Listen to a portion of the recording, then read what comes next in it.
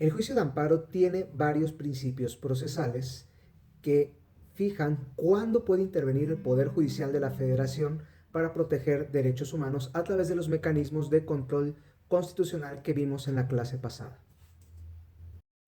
Dos de esos principios fundamentales que se relacionan entre sí es el de agravio personal y directo e instancia de parte agraviada. Estos principios responden a una idea fundamental. El amparo no es una acción popular, solo puede promoverlo quien realmente sufre una afectación a su esfera fundamental de derechos. Para comprender estos dos principios tenemos que tener claro tres conceptos clave: interés jurídico, interés legítimo, personería. El principio de agravio personal y directo significa que el juicio de amparo solo puede promoverlo quien resiente una afectación real en su esfera de derechos humanos provocado por un acto de autoridad, ya sea un acto positivo, negativo u omisión de la autoridad señalada como responsable. Implica dos elementos: el agravio personal, que significa que debe recaer en la persona que promueve el amparo. Esto implica dos elementos. El agravio personal significa que la afectación debe recaer en la persona que está promoviendo el amparo. Y esta afectación la vamos a evaluar cuando advirtamos que el derecho humano ya se encuentra preconstituido en la esfera jurídica de la persona que promueve y no busque constituirlo en el juicio de amparo. Porque recordemos que el juicio de amparo es un control de regularidad constitucional de los actos de autoridad y no es la vía para constituir un derecho. Un ejemplo es que yo trate de decir que no se me escuchó en un procedimiento judicial del cual se me pretende desposeer de un bien inmueble y refiera que necesito ser escuchado defendiendo mi derecho de propiedad, pero en realidad ese derecho de propiedad no ha sido incorporado a mi esfera de derechos en el procedimiento ordinario para tal efecto, como una vía ordinaria civil, por regla general. Entonces, en el amparo yo no puedo aducir violaciones a la propiedad ni a mi derecho de audiencia si antes no tenía ese derecho previo a la promoción del juicio de amparo. El agravio directo es el segundo elemento de este principio. Significa que el acto reclamado y sus efectos deben impactar de manera inmediata o inminente la esfera jurídica, no de forma hipotética o indirecta. ¿Qué ocurre en este caso? Muchas veces se señala en el amparo indirecto un acto de autoridad que no tiene el efecto de afectación directa que sí tiene otra conducta de autoridad. Pasa mucho en los procedimientos judiciales. Por ejemplo, se señala un auto que ordena estarse a lo acordado en cierta fecha y nosotros estamos reclamando que se me está negando, en este caso, una expedición de un pasaporte, la paralización del procedimiento o se me está imponiendo una multa. Ese no es el efecto directo de un acto reclamado donde su único efecto es que me esté acordado a lo mejor a la conducta que sí está generando la verdadera afectación. La necesaria incorporación previa del derecho humano que se estima violado se entiende relacionado con el interés jurídico, que existe cuando el quejoso es titular de un derecho subjetivo y ese derecho es afectado por un acto de autoridad.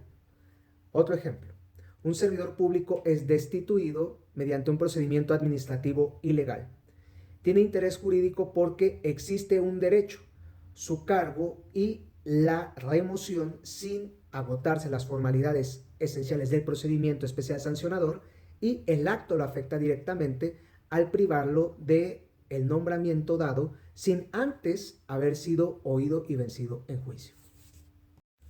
Con la reforma constitucional de 2011, el interés legítimo fue la figura que el legislador estableció para ampliar los efectos protectores del juicio de amparo. Este existe cuando el acto de autoridad afecta una situación jurídica por la especial posición que tenga un individuo o una colectividad frente a la norma o el acto de autoridad que se estime contrario al bloque de regularidad constitucional. Un elemento de esta afectación especial es que tiene que ser real y diferenciada respecto del resto de la sociedad. Un ejemplo, el ayuntamiento clausura un restaurante argumentando irregularidades administrativas. El propietario promueve amparo. Aquí hay agravio personal, agravio directo e interés jurídico porque el acto afecta directamente su derecho a la libertad al trabajo. Y un ejemplo de interés legítimo lo tenemos en el caso de la ampliación del puerto de Veracruz, donde se impugnó vía amparo la regularidad constitucional de esta ampliación, porque los habitantes de esa comunidad estimaron afectaciones a sus derechos ambientales y a los servicios ambientales que proporciona el ecosistema marino. En este caso, la afectación se daba porque el acto de autoridad vulneraba, si bien no de manera directa, a cada uno de los integrantes de la comunidad, sí lo hacía de manera colectiva y diferenciada con los restantes habitantes de otras ciudades, porque estas personas tenían acceso, disfrute y explotación de los derechos ambientales que se verían afectados o disminuidos en su disfrute por esta ampliación. Y el principio de instancia de parte agraviada significa que el juicio de amparo solo puede iniciarse a petición del gobernado afectado. Es decir, los jueces no pueden iniciar amparos de oficio, aunque se hayan enterado en las noticias, por oídas o sean testigos de una violación clara y manifiesta a los derechos humanos por parte de una autoridad. El establecimiento de este principio parte de la idea del legislador consistente en que el Poder Judicial, con base en el principio de independencia e imparcialidad, no actúa como defensor abstracto de la Constitución, sino a partir de conflictos de derechos humanos concretos.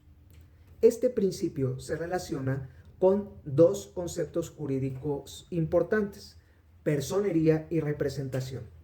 Para que el amparo se pueda promover válidamente se tiene que acreditar la capacidad legal para comparecer en juicio en nombre propio o de otra persona, lo que conocemos como personería.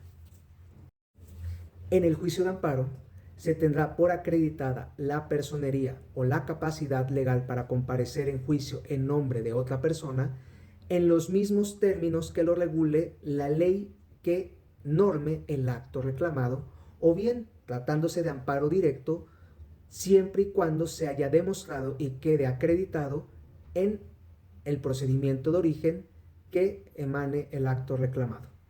En otras palabras, tal y como lo haya demostrado ante la autoridad responsable. No confundir con representación, porque este es el vínculo jurídico que permite actuar en nombre de otra persona. Puede ser legal, porque así lo señala la ley, por ejemplo, tratándose de tutores y de las personas menores de edad; voluntaria, cuando se celebra el contrato de mandato donde el mandatario actúa representando a su mandante; o institucional, donde las dependencias o secretarías de la Administración Pública Federal se ven representadas por sus titulares o por quien estos hayan delegado conforme a su reglamento interno esa facultad de representación. Excepciones a estos principios. Para el agravio personal y directo, este principio no tiene excepciones, pues exige que el juicio de amparo se inicie por la persona que resienta directamente la afectación, como lo hemos visto en comentarios anteriores. Para estos principios hay una excepción muy importante que tienes que tener en cuenta, que es el amparo que se promueve en favor de personas privadas de la libertad, porque en este caso la ley de amparo permite que se pueda promover por cualquier persona, pero sujeto a que posteriormente, cuando la persona sea localizada, vaya a ratificar la demanda al juzgado de distrito correspondiente. Lo anterior porque la persona detenida o privada de su libertad no puede hacerlo por sí misma, pero sí está obligada a que, una vez que pueda hacerlo, a ratificar para que exteriorice su voluntad y se cumpla con estos principios fundamentales, que es el de instancia de parte agraviada, porque el amparo no puede iniciar de oficio, y el segundo, el agravio personal y directo, porque cualquier persona fue la que inició el juicio de amparo, pero quien resintió la afectación fue quien vivió las restricciones a su libertad. Un ejemplo integrador de lo que hemos revisado en esta clase es el siguiente.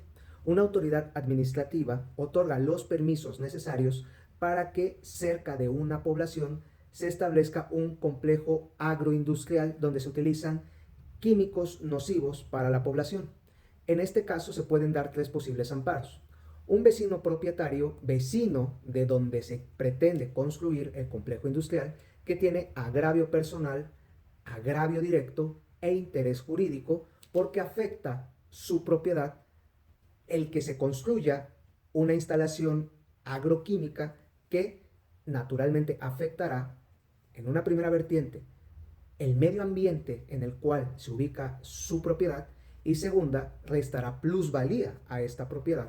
El segundo amparo, una asociación defensora de derechos ambientales, tiene interés legítimo y se puede dar la afectación diferenciada frente al entorno ambiental porque estas organizaciones, al ser su objeto la defensa de los derechos ambientales, naturalmente tiene una posición diferenciada que todas las demás organizaciones civiles, comerciales o incluso que un poblador singular para defender las posibles afectaciones por este complejo agroindustrial. Y el tercero, un ciudadano que vive muy cerca o en la ciudad vecina.